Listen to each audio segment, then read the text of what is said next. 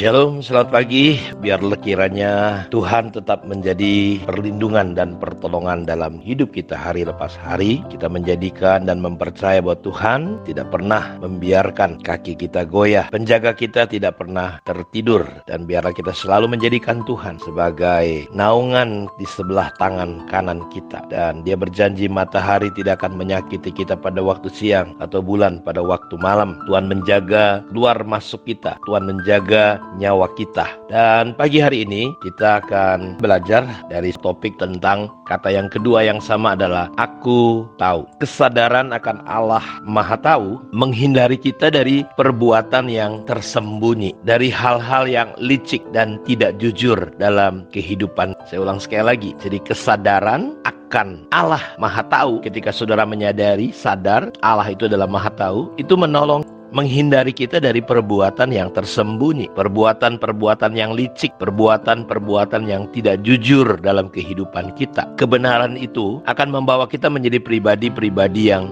benar, jujur. Hal ini akan menolong kita untuk selalu terbuka kepada Tuhan dan sesama, selalu siap dikoreksi, mau ditegur oleh Tuhan, sehingga kita menjadi anak-anak Tuhan yang rendah hati, menjadi anak-anak Tuhan yang berkenan di hadapannya. Kita benar bukan hanya benar menurut pemandangan diri kita sendiri, tapi kita benar-benar benar di hadapan Allah. Ada pertanyaan-pertanyaan yang coba menyerang dan menjebak tentang kemahatauan Allah. Pertanyaannya begini, jika Dia Maha Tahu, mengapa Dia biarkan situasi buruk itu terjadi dalam hidup keluarga kami? Kalau Tuhan Maha Tahu, kenapa Dia nggak beritahu bahwa mobil itu akan mengalami kecelakaan? Ada pertanyaan-pertanyaan yang seperti ini muncul, dipertanyakan, jika Dia Maha Tahu, kenapa Dia tidak mencegah saja Adam dan Hawa jatuh ke dalam dosa? Sehingga gara-gara Adam jatuh dalam dosa dan Hawa, kita semua menanggung penderitaan. Kalau Dia Maha Tahu, kenapa Dia tidak mencegah saja? Toh Dia tahu. Jadi pertanyaan-pertanyaan ini coba menyerang sisi kemahatauan Allah yang adalah Allah yang memang Maha Tahu. Kenapa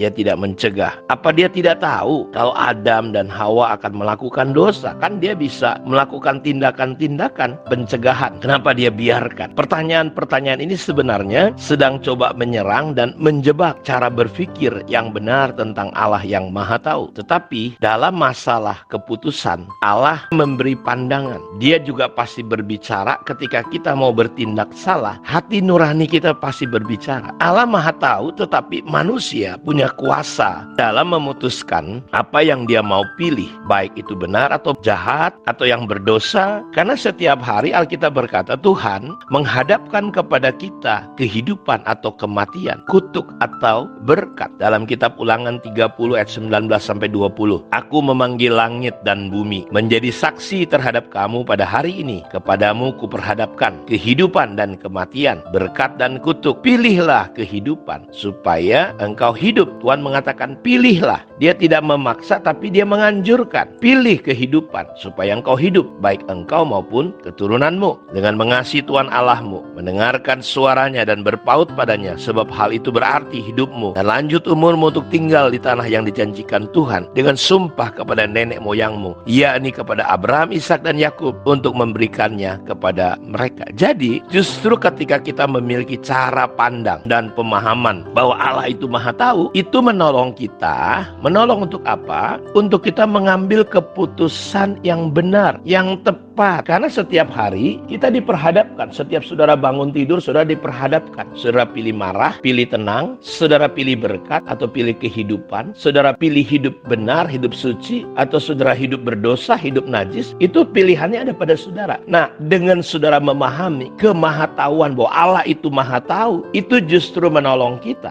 Untuk apa? Untuk kita memiliki dan mengambil keputusan yang benar. Kehidupan yang kita jalani bukan kehidupan yang menyimpang dari kebenaran. Dalam 2 Korintus 4 ayat 2, ketika Rasul Paulus, Bapak Ibu, memahami prinsip ini, dia berkata dalam 2 Korintus 4 ayat 2, tetapi kami menolak segala perbuatan tersembunyi yang memalukan. Kami tidak berlaku licik dan tidak memalsukan firman Allah. Sebaliknya kami menyatakan kebenaran, dan dengan demikian kami menyerahkan diri kami untuk dipertimbangkan diperhitungkan oleh semua orang di hadapan Allah. Jadi ketika kita memahami, ketika kita memiliki pandangan bahwa Allah Maha Tahu, itu menolong kita dalam mengambil keputusan dan tindakan untuk kita bertindak benar. Kita tidak menjadi pribadi-pribadi yang licik, yang tidak jujur, memalukan. Rasul Paulus berkata, dia menolak segala perbuatan tersembunyi yang memalukan. Dia tidak berlaku licik, memalsukan firman Allah. Karena yang kelihatan di luar belum tentu yang sebenarnya yang ada di dalam. Allah justru melihat yang di dalam. Ketika kita memiliki pemahaman ini akan menolong perjalanan hidup kita menjadi orang-orang yang benar di hadapan Tuhan. Kiranya